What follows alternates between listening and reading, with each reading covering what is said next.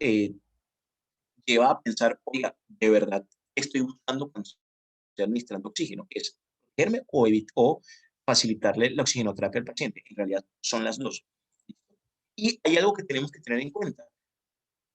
La fisiopatología del coronavirus habla de alguna condición que se llama hipoxemia feliz. ¿Listo? Entonces, tenemos que tener algo en cuenta con la hipoxemia feliz. ¿Listo? Entonces, cuando ocurre cualquiera de los estímulos, es decir, cuando se producen los mecanismos fisiológicos de lo que son los estímulos respiratorios, el drive de la respiración se va a activar por cualquiera de estos escenarios. Cuando tenemos, por ejemplo, un defecto o déficit de la captación de los receptores centrales y periféricos. ¿Listo? Cuando hay alteraciones en los mecanismos de la propiocepción a nivel pulmonar. Cuando tenemos aumento de la tasa metabólica, cuando hay estimulación bronquial por broncoconstricción o cuando hay vasoconstricción por algún tipo de estímulo, esto va a generar una activación del drive respiratorio que tenemos que tener en cuenta.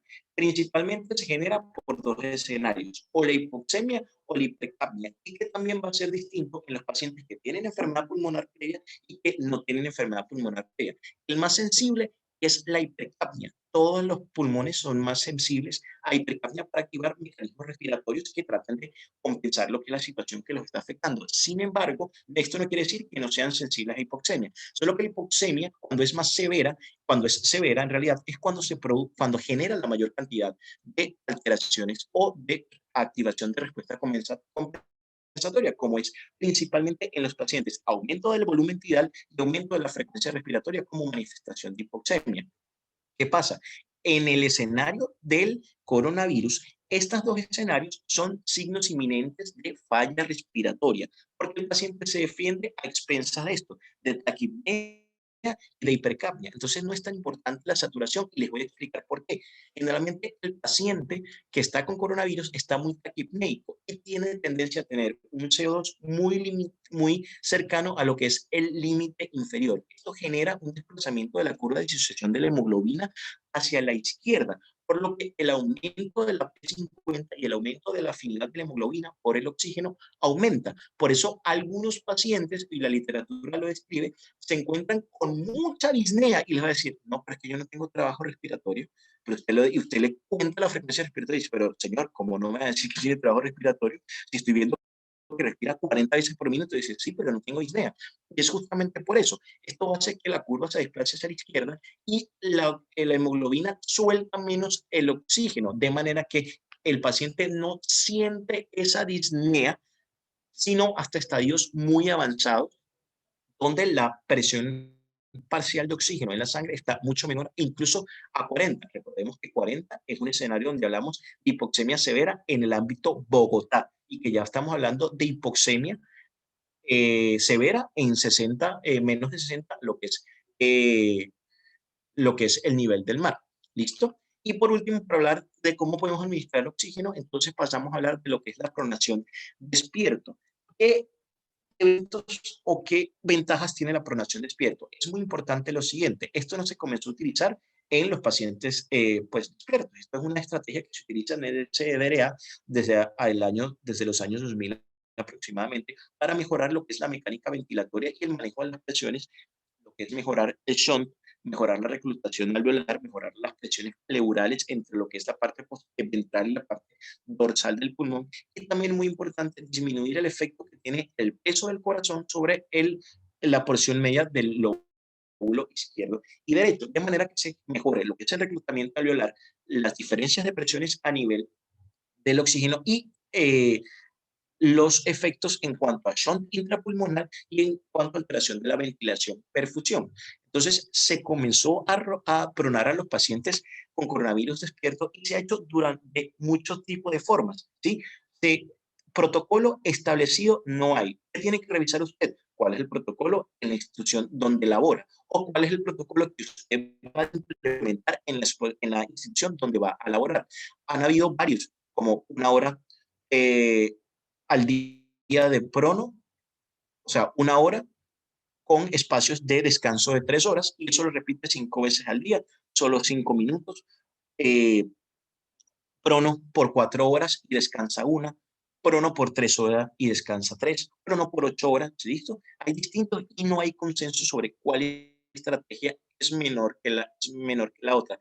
Que sí tiene que tener en cuenta, usted un paciente que tenga criterios para intubar desde el ingreso, que francamente son los siguientes y están explicados en la guía de atención del paciente con COVID de la Sociedad de Infectología Colombiana. Entonces, riesgos de falla respiratoria o paciente que se encuentra con criterios claros de lo que es una probable ventilación mecánica. Frecuencia respiratoria mayor a 30, una PAFI menor a 300, un paciente que sature menos de 92 a pesar de tener una FIO2 mayor al 35% o que tenga un trabajo respiratorio muy marcado o alteración del estado de conciencia. Estas son cuestiones donde el paciente o inestabilidad hemodinámica asociada a la dificultad respiratoria. Estas son condiciones donde usted no va a pronar a nadie. Ese paciente necesita un tubo en la garganta. Y ya, ¿listo? ¿Cuáles son las pruebas diagnósticas que debe utilizar? Entonces aquí hablamos de no tanto cuál es la mejor prueba diagnóstica, sino individualice cada caso. ¿Cuándo fue el último contacto que tuvo ese paciente? ¿El paciente está sintomático o está sintomático? Si está sintomático, ¿cuántos días tiene de que ese paciente comenzó con síntomas? ¿Listo? La especificidad y la sensibilidad de lo que es tanto el antígeno como la PCR, que son pruebas virales, es mucho mejor cuando el paciente tiene aproximadamente de 4 a 5 días desde el inicio de los síntomas, que no es lo mismo que el tiempo de inoculación, porque recuerden que según la literatura, el tiempo de inoculación podría ser de 7 a 11 días, e incluso 14, porque el comportamiento del coronavirus no siempre es el mismo. Pero una vez que usted inicia los síntomas, es mucho más probable de que tenga un antígeno positivo que indique enfermedad o una PCR positiva que indique enfermedad en un paciente que tenga ya 5 días de síntomas. Si usted empezó ayer con los síntomas y se hace una PCR hoy, sale negativa, no quiere decir que no lo tenga. No, va a ser menos sensible, ¿sí? Y va a tener una mayor probabilidad de falsos positivos. Que recuerden que, por ejemplo, en el escenario del antígeno puede ser hasta un 20 y un 30% de falsos positivos si usted no lo realiza al momento que es. Y que justamente la Organización Mundial de la Salud recomienda hacer el antígeno porque es una prueba que puede ser sensible hasta más del 80%, y hay trabajos que le describen hasta una sensibilidad del 93.3% y una especificidad del 98.4%. Queda a depender de la cantidad de población del estudio y de qué momento epidemiológico se encuentre. Recuerde, por favor, a partir del cuarto o quinto día, desde el inicio de los síntomas, que porque es cuando más probablemente vaya a salir positiva. En cuanto a la PCR, se le escribe una sensibilidad del 70% y una especificidad aproximada del 95%. Otra prueba que nos queda, pues los cultivos virales y la secuenciación viral, si bien las guías colombianas actuales dicen que las podríamos utilizar en el ámbito práctico y en el ámbito de urgencias, no se utilizan. Y por último, tenemos los anticuerpos. Los anticuerpos no son exámenes que se utilizan para diagnosticar condiciones ni para confirmar casos. Absolutamente nadie, por lo menos en el departamento de urgencias, puede hacer eso de forma ambulatoria y tiene distintos criterios para usted considerar si el paciente tuvo o no exposición, si presentó o no la infección en algún momento. Que sí es muy claro, es mucho más probable que dé positivo hasta un 50%, por lo menos la IgM, cuando ya han pasado 7 días de síntomas, no 7 días de contacto, ¿sí? Y que del día 7 al 14, al día 14 del contacto previo, es mucho más probable que el resultado salga positivo. Sin embargo, si el resultado sale negativo, no dice que usted no estuvo en contacto con el virus y no dice que no está infectado. Por eso no sirve tanto en el escenario de urgencias. Y según las recomendaciones de las guías colombianas, no se debe utilizar ni para diagnosticar ni para descartar el diagnóstico. Entonces, por favor, antígeno y PCR en momentos epidemiológicos adecuados. ¿Qué hay otra cosa que hay que tener en cuenta? El paciente es mucho más probable que se ponga peor los siguientes 10 días después del inicio de los síntomas. Entonces, es otra cosa que vamos a tener, que hay que tener en cuenta. Estamos viendo este tipo. ¿Listo? Estas son las recomendaciones de la guía de infectología colombiana. Pruebas diagnósticas que vamos a utilizar, PCR o antígeno. Y cuándo deberían utilizarse los paneles respiratorios o el film array respiratorio, justamente cuando usted sospeche de alguna coinfección porque la condición clínica de su paciente es muy mala o cuando no tiene ninguna otra forma de descartar que tiene alguna infección por SARS o por cualquier otro agente etiológico. En ese momento usted utiliza un filtro respiratorio y si su institución de salud lo tiene contemplado. Tratamiento que podemos ofrecer, muchachos, en la literatura pueden encontrar lo que quieran, remdesivir, lopinavir, ritonavir, muchísimos otros anticuerpos monoclonales, antibióticos si se utilizan, ¿no? Pero quiero traerles lo que tenemos en Colombia y que hablamos en Colombia. ¿Listo? Hablemos de corticoide entonces. Estas son las dosis que recomienda la sociedad, la Asociación Colombiana de Infectología. Pueden utilizar dexametasona, hidrocortisona, metilprednisolona y prednisolona. ¿Basados en qué? El estudio Reality de que utilizaba dexametasona. Entonces, este fue un estudio que se realizó en junio del 2020. Fueron muchísimos pacientes, 93.500, perdón, 9.355 pacientes. Teníamos dos brazos de tratamiento, pacientes con requerimientos, sin requerimientos de oxígeno, pacientes con requerimientos de oxígeno y pacientes que ingresan a UCI con requerimientos de ventilación mecánica, a los cuales se le administró dexametasona. Son 6 miligramos al día que se dieron en los 10 primeros, en los, sí, en los 10 primeros días, en los 7 primeros días de manifestaciones clínicas y que se mantuvo por 10 días. Esto logró una diferencia en la mortalidad, que era el desenlace primario que querían determinar, una diferencia de mortalidad en los primeros 28 días del 22.9%, los pacientes que recibían dexametasona versus 25.7%, los pacientes que no recibían dexametasona. Esto fue estadísticamente significativo y vean todas estas gráficas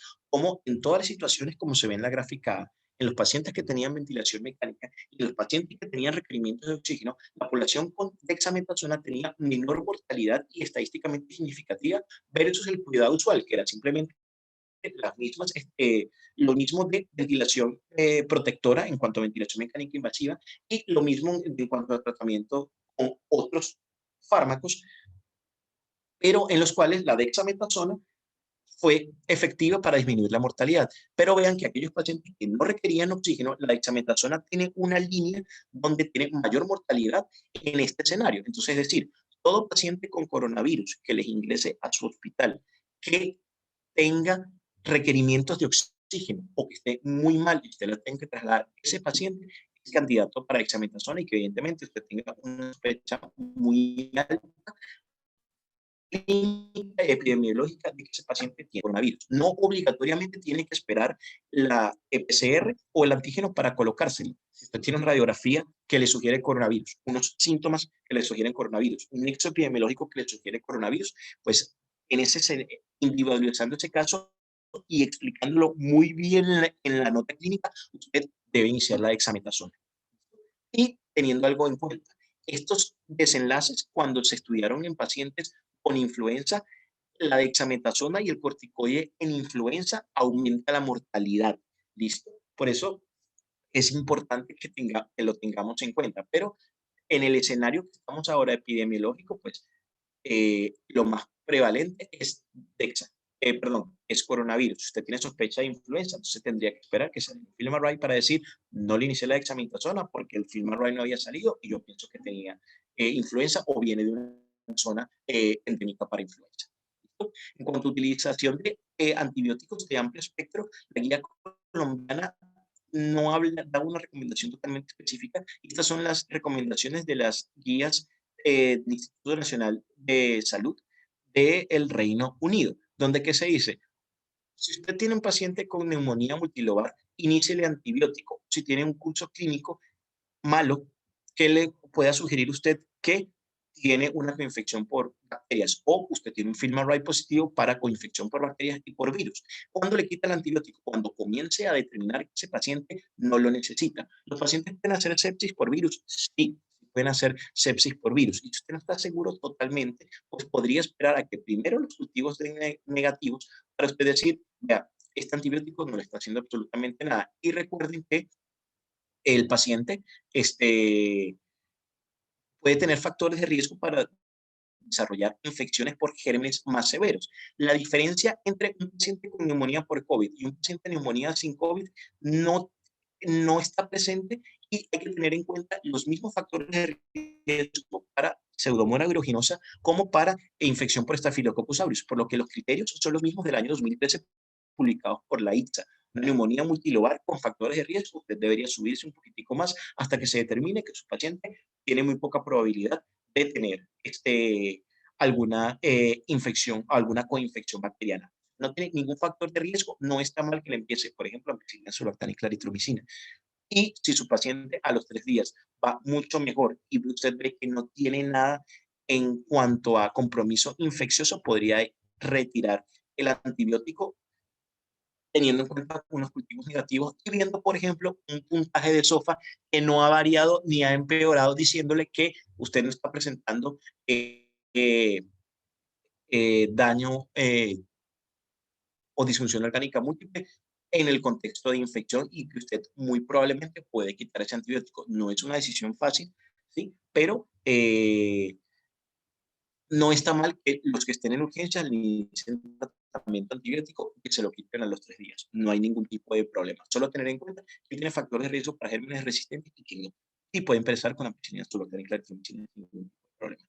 Para finalizar ya casi, hablar de anticoagulación. Estas fueron unas guías que salieron en el julio del año 2020, donde dependiendo del nivel de dímero D, usted debería o utilizar una dosis completa de enoxaparina, o utilizar una dosis profiláctica o una dosis intermedia entre profiláctica y dosis de tratamiento. Eso era lo que recomendaba la Sociedad Europea de Cardiología cuando usted tenía un riesgo bajo de tromboembolismo pulmonar. Si usted tenía un riesgo elevado de tromboembolismo pulmonar, usted debería iniciar o enoxaparina, heparina bajo peso molecular 2 veces al día o heparina en infusión, heparina no fraccionada en infusión, teniendo en cuenta que si no tenía forma de realizar una angiotomografía, usted debería realizar una ecografía de la cabecera del paciente. Según eso determinaba si le daba una dosis intermedia de 40 cada 12 horas o una dosis completa si el paciente resultaba positivo para esto. Si bien no sabemos utilizar la ecografía en la cabecera del paciente, y eso sí es mucho de la emergencióloga, y por eso es que nos gusta tanto esto, porque son cosas que nos permiten individualizar los casos, sí les quiero decir que estas fueron las guías de julio, pero ya para el diciembre del 2020, ¿qué dice la guía del Instituto de National Institute of, del Instituto Nacional de Salud del Reino Unido? ¿A quién le va a iniciar anticoagulación completa? Al paciente que usted ya documentó una enfermedad tromboembólica venosa. Al paciente que tiene un deterioro agudo hemodinámico respiratorio y que su probabilidad es muy alta de tener un tromboembolismo pulmonar, o aquel paciente que presenta trombosis de alguna vena y que se encuentre con tratamiento con terapia de reemplazo renal o filtros extracorpóreos que necesiten una terapia antitrombótica. Eso de que según el nivel de dímero D no está muy establecido en la literatura a pesar de las recomendaciones de la Sociedad Europea de Cardiología. ¿Qué le podemos decir? Que tampoco dan ninguna recomendación sobre el seguimiento ambulatorio de los pacientes que presentaron o que tenían riesgo de presentar enfermedad tromboembólica venosa a la hora de mandar para la casa. Entonces, ¿a qué paciente le vamos a mandar anticoagulación ambulatoria? Eso no lo sabemos todavía. Yo creo que es un escenario que no podemos determinar todavía y que estamos un poquito lejos porque todavía tenemos año y medio de coronavirus nada más y las complicaciones a largo plazo no las sabemos, ¿sí? Entonces, es muy probable que este sea otro escenario, así como lo que vieron de hidroxicloroquina, lo que vieron de, de ivermectina, lo que han visto de todos estos fármacos que salen cosas que dicen que sí, salen cosas que dicen que no. La colchicina aparentemente puede ser que entre dentro de nuestro arsenal terapéutico, pero todavía no hay nada concluyente para determinarle, para darles alguna recomendación. Lo que sí les puedo decir es que tienen que tener en cuenta qué es lo que se hace en el país y qué es lo que se está haciendo en su institución para que ustedes estén totalmente respaldados y, evidentemente, si van a tener que tomar algún tipo de acción, coméntelo con la gente con que se encuentre de turno, ¿sí? Y o trate de hacer una decisión entre varias personas, no por protegerse, sino porque en el escenario que estamos, recuerden que no prevalece tanto el beneficio de una sola persona. En el escenario de pandemia prevalece el beneficio colectivo. Entonces pueden haber situaciones donde no sea tan sencillo tomar una decisión solo. Bueno, espero les haya gustado y espero poder haber aclarado algunas de sus dudas. Quedo abierto totalmente a las preguntas. Muchísimas gracias.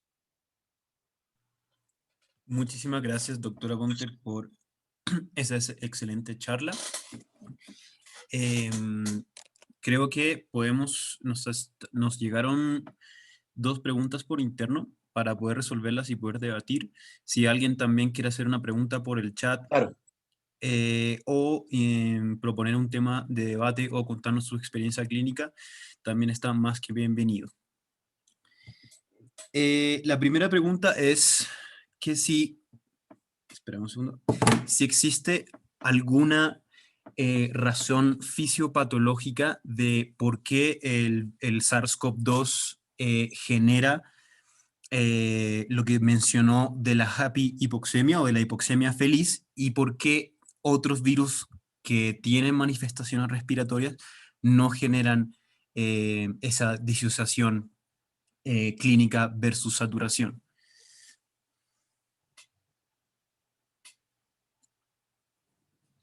ok. Entonces, dentro de los mecanismos que se propone de la hipoxemia feliz, no es solo, digamos, la taquipnea, ¿sí? Inicialmente, pues, ¿qué sabemos de lo que es la fisiopatología? Y sale un poco resumida la fisiopatología en cuanto en el artículo que les mandamos. Eh, la ECA, el sigma convertido de la angiotensina, es como la puerta de entrada al virus a muchos de los órganos. Recuerden que no solo hay ECA en el pulmón, también hay en el riñón, también hay en el corazón, también hay en la parte vascular, en varios sitios. ¿Y qué es lo que pasa con coronavirus? Él tiene un poco más de predilección por las células pulmonares, ¿listo? Como va el estudio de la fisiopatología por ahora, aparentemente hay algunos casos que sugieren, o hay algunas cosas que sugieren que eh, parece que la enfermedad no solo les gusta las células pulmonares, también les gusta las células de los glóbulos rojos. Y recuerden que los glóbulos rojos son los que se encargan de transportar la hemoglobina. Si usted tiene un poco más de alteración, tanto para recibirla, para almacenarla, como para transportarla, ¿sí? Es mucho más probable que sus mecanismos compensatorios van a ser aumentar la frecuencia respiratoria y aumentar un poco el volumen corriente. ¿Qué pasa? Que a medida que aumente más el volumen corriente y la frecuencia respiratoria, va a disminuir el CO2. Al disminuir el CO2 va a haber más alcalosis respiratoria. Al haber más alcalosis, bueno, o más alcalosis, ya que sea respiratoria o metabólica, esto desplaza la curva de la disociación de hemoglobina hacia la izquierda. Recuerden que también sabemos que fisiopatológicamente el coronavirus puede generar trombos pequeños, microtrombos a nivel pulmonar. Esto puede producir tanto vasoconstricción hipóxica como estímulo vagal, que también va a aumentar lo que es tratar de aumentar el volumen corriente para sopesar esa hipoxemia que usted está presentando y para contrarrestar la vasoconstricción que está teniendo. Entonces, la forma que tiene el pulmón de defenderse sobre estos estímulos y que por un lado también aumentan la necesidad de barrer CO2, es aumentando la frecuencia respiratoria y aumentando la profundidad de la misma. Por eso es que les estaba comentando que la taquipnea y la disnea son manifestaciones de falla respiratoria inminente. Recuerden que la frecuencia normal debería ser hasta 22 o 24, dependiendo de donde lo lean, ¿sí? Pero un paciente que llega con 40 de frecuencia respiratoria, usted francamente dice, oiga, este señor me preocupa. Y pues la guía colombiana habla de más de 30 de frecuencia respiratoria como para tener en cuenta como un punto crítico, ¿listo?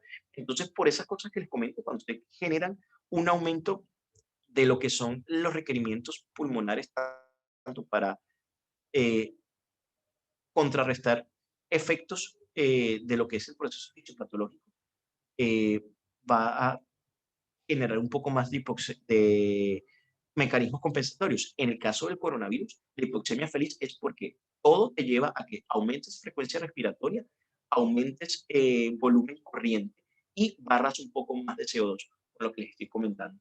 Y también hay estimulación vagal y vasoconstricción por la tendencia a la microtrombosis, por pues, colapsos alveolares y por hipoxemia. Entonces todo Perfecto, te lleva doctor. allá. No sé si quedó respondida la pregunta. Sí, sí, señor. Igual, si la persona que hizo la pregunta quiere volver a hacer otra pregunta, si no quedó claro, también lo puede hacer. Nos llegan otra pregunta por el chat que dice, en cuestión de consensos en Colombia para el manejo y pautas para atención al paciente con COVID-19, ¿cuál es el último documento en el cual deberíamos basarnos hasta el día de hoy?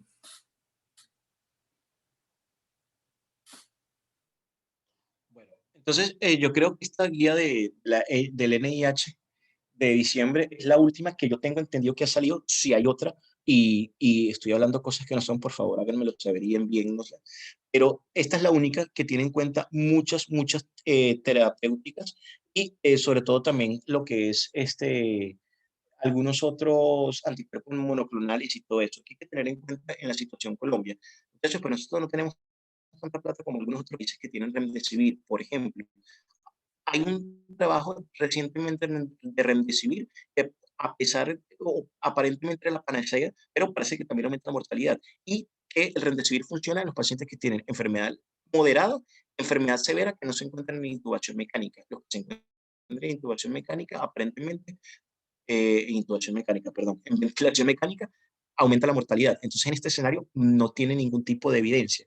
Yo creía que esta del NIH, teniendo en cuenta lo que utilizamos en pues la guía del marzo de la Asociación Colombiana de Infectología, que a pesar de que habla de hidroxicloroquina, de acitromicina, de todo eso, sabemos que no se utiliza. Nosotros que tenemos antibióticos, corticoides, dosis profiláctica o dosis de tratamiento de anticoagulación. No tenemos prácticamente más nada. Y por eso fue que les hablé nada más de eso acá en la charla. ¿Listo? Que es muy importante lo que les estoy comentando. Pónganse en contacto con su hospital. Hablen con su jefe inmediato.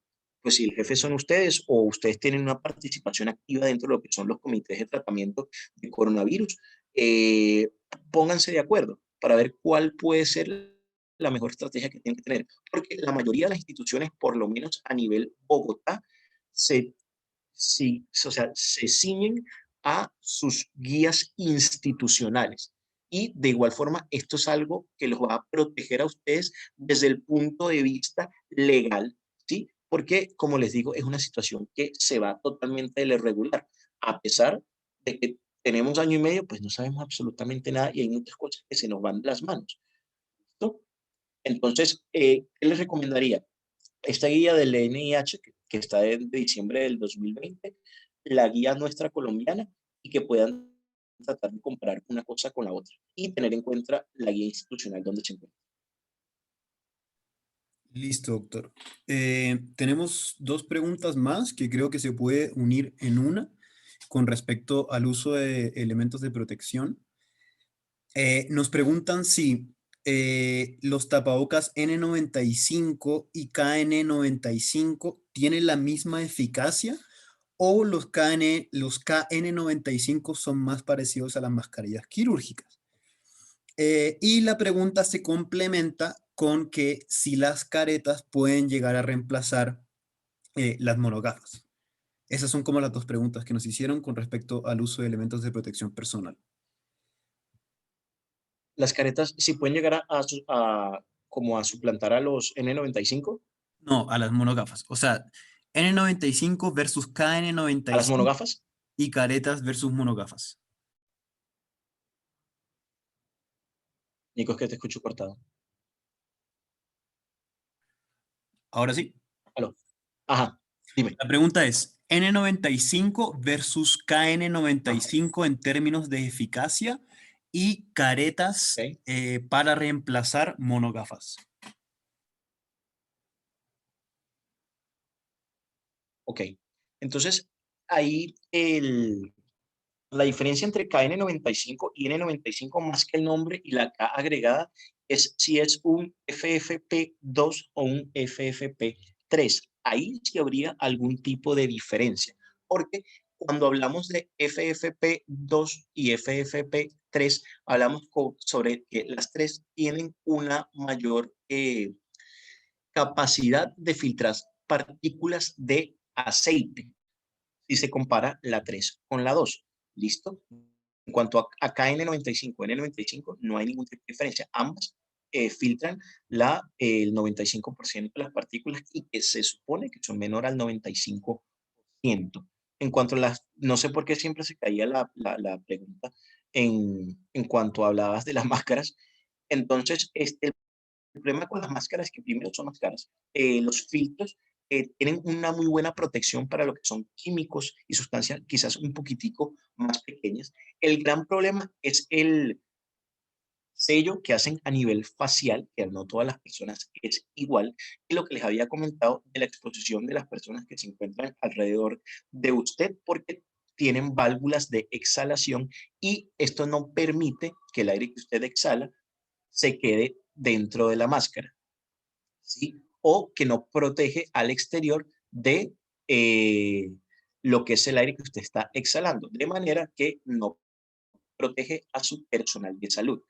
Y puede ser que, pues, suplanten lo que es el requerimiento de unas monogafas o el requerimiento de unos lentes de seguridad o lo que sea que esté utilizando, o un visor, lo que sea que esté utilizando como protección ocular, cuando usted va a revisar trabajos que hablan sobre visores en personales de salud versus visores en la calle, que usted ve mucha gente que tiene un visor, un protector ocular en la calle. Aparentemente, en ambos escenarios es totalmente positivo el efecto que tienen, pero mucho más en el escenario de salud al escenario de comunitario. El comunitario tiene un poco más de heterogeneidad de los estudios y un poco más de resultados, pues, diferentes, ¿sí? No sé si...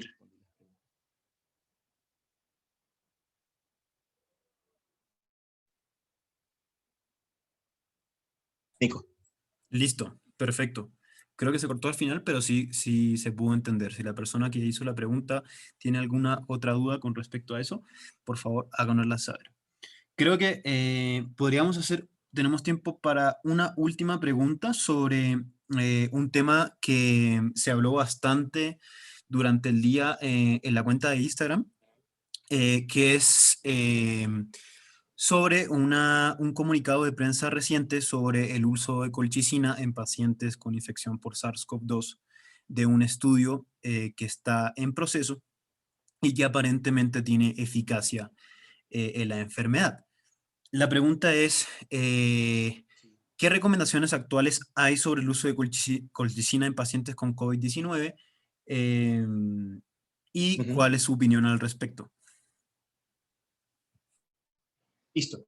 La colchicina tiene muchos trabajos, ¿sí? Tiene trabajos que dicen que sí, trabajos que dicen que no. ¿Qué es lo importante de estos trabajos? El riesgo de sesgos, ¿sí? Y la calidad de la evidencia que demuestren. La dosis que se propone para utilizar la colchicina es de 0.5 miligramos 2 veces al día. ¿Listo? ¿Qué tiene que tener en cuenta usted? Que este paciente no debe tener enfermedad renal crónica. ¿Listo? Y que generalmente las indicaciones de colchicina es que si el paciente presenta manifestaciones gastrointestinales, usted debería o disminuir o parar el medicamento por completo. ¿Cuál es el beneficio que tiene aparentemente? Es del tipo antiinflamatorio. Recordemos que una de las cosas que se le atribuye, pues no hablé de fisiopatología para no extenderme tanto, pero una de las cosas que se le atribuye a, al SARS es algo que se llama linfohistiocytosis hemofagocítica, que es resultado de lo que es la cascada de citoquinas inflamatorias. Es por eso que pensaron que el tocilizumab funcionaba en un inicio, porque sea como anticuerpo monoclonal iba a disminuir lo que eran los niveles de interleucina 6 y de factor de necrosis tumoral alfa. ¿Sí? En teoría, parte de lo que sería el efecto de la colchicina es tratar de regular ese efecto antiinflamatorio que tenemos. Eh, mmm, Tenemos aparentemente estudios que dicen que sí, yo creo que va a entrar dentro de las recomendaciones cuando sea que vuelvan a salir nuevamente. O creo que las instituciones, por lo menos a nivel de Bogotá, van a comenzar a incluirla. ¿Listo? Pero pues decirles que sí va a salir o no va a salir, yo creo que sí. Yo con los resultados que han tenido algunos estudios donde los efectos adversos son muy pocos y que en realidad sí hay un poco beneficio y que la colchicina no es tan cara como parece. Yo creo que es, eh, digamos, costo efectivo para nuestra población, donde, como les comentamos, pues no tenemos tantas intervenciones. La ivermectina también está en ese proceso, igual, porque parece que los efectos adversos con ivermectina son incluso menores que los de colchicina, pero la evidencia de colchicina es mucho más contundente que la evidencia de ivermectina. La ivermectina es muy baja, lo que pasa es que no produciría tantos efectos o no produciría efectos adversos, por eso sería posible. Eh, eh, una posible alternativa. Sin embargo, si ustedes me preguntan entre colchicina e ivermectina, yo creo que la colchicina sí va a entrar dentro de las recomendaciones. Esa es como mi opinión personal. Listo, doctor, perfecto. Bueno, creo que ya podríamos dar por finalizado esta sesión. Muchísimas gracias a todas las personas que se mantuvieron hasta el final de la charla. Les recordamos que la charla queda grabada en nuestro canal de YouTube y toda la bibliografía utilizada en la charla queda en nuestro Drive para que puedan revisarla. Doctor, muchísimas gracias. Gracias a todos los asistentes y nos vemos dentro de 15 días para la próxima charla de nuestro módulo respiratorio. Muchas gracias a todos por asistir y que tengan muy buena noche.